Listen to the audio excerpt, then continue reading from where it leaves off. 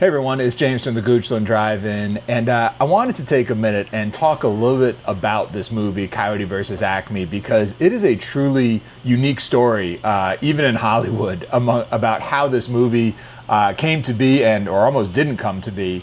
So imagine you spend years creating a major Hollywood movie. You have this beloved pop culture icon in the Coyote, you have an Oscar-nominated producer producing the movie, an all-star cast, test audiences raving that it's one of the funniest hybrid films of animation and live action since Who Framed Roger Rabbit. And then out of nowhere, the studio decides that rather than releasing it, it's worth more as a tax write-off in the trash bin. And that is the exact bizarre saga of Coyote versus Acme.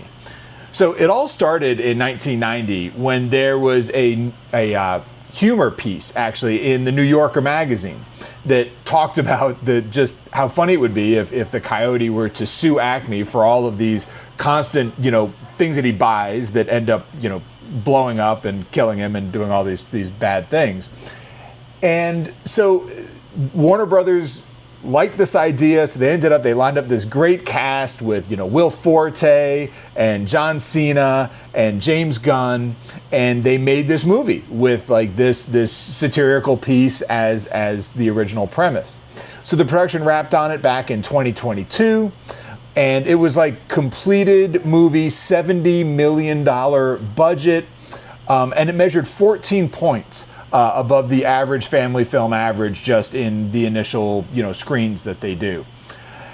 But then in November 2023, Warner Brothers announced that they were shelving the movie permanently, which allowed them to claim about a $30 million tax write-down. And this wasn't actually the first time this had happened. They developed another movie called Batgirl that met the same fate, and still to this day has not been released.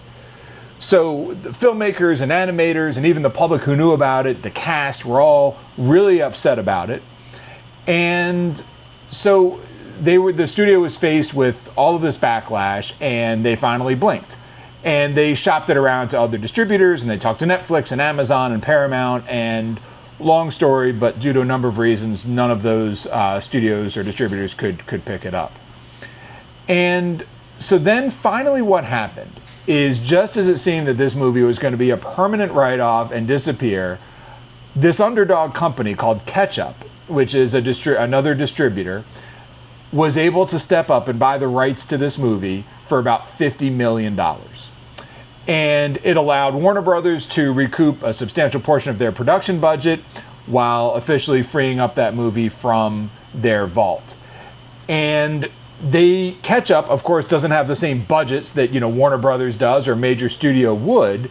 And so what they ended up doing is doing early previews to the critics. And the critics are loving it. It's already got over 95 on Rotten Tomatoes. I mean, I've read things from the New York Post and the New Yorker and the Times just saying how incredible it is and how hilarious it is. And whether you grew up with Looney Tunes or you want to introduce your kids to it, the whole premise is hilarious. It's got a great cast. So anyway, you can tell I'm a little biased, but I'm really excited about this movie because I think it's going to be a big sleeper hit.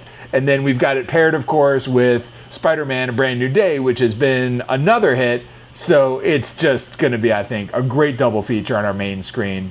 And then, of course, we'll also have Harry Potter, the first and second Harry Potter movies in the Grove. So anyway, little background, longer video than usual, but I really did think it's a story worth telling, and I hope it's going to be a movie worth seeing, and we hope to see you out here. Have a great day.